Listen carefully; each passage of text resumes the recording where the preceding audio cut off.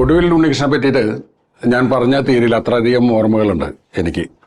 എൻ്റെ ജീവിതവുമായിട്ടും എൻ്റെ സിനിമാ ജീവിതവുമായിട്ടും ഏറ്റവും കൂടുതൽ ബന്ധപ്പെട്ട ഒരു വ്യക്തിയാണ് ഒടുവിൽ ഉണ്ണികൃഷ്ണൻ. ഒരു നടൻ മാത്രമായിട്ടല്ല, ഒരു സഹോദരനായിട്ടാണ് ഞാൻ കാണാറുള്ളത്.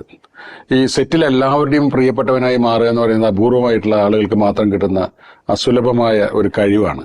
അത് ഉണ്ണിയേട്ടനാണ്. ഞാൻ ഏറ്റവും കൂടുതൽ ഇപ്പം മിസ് ചെയ്യുന്നത് സിനിമകൾ എടുക്കുമ്പോൾ, പ്രത്യേകിച്ച് നാട്ടുമ്പുറത്തെ സിനിമകൾ എടുക്കുമ്പോൾ ഏറ്റവും കൂടുതൽ മിസ് ചെയ്യുന്നത് ഉണ്ണിയേട്ടനാണ്. കാര്യം ഇത്രയും സ്വാഭാവികമായ രീതിയിൽ ഒരു വിഷയം അവതരിപ്പിക്കുക, അല്ലെങ്കിൽ ഒരു കഥാപാത്രമായിട്ട് നമ്മൾ മുന്നിൽ വന്ന് സംസാരിക്കുക എന്നുള്ളത് വളരെ അപൂർവമായിട്ടുള്ള ആളുകൾക്കാണ് അത്തരം ഒരു സിദ്ധി കിട്ടിയിട്ടുള്ളത്.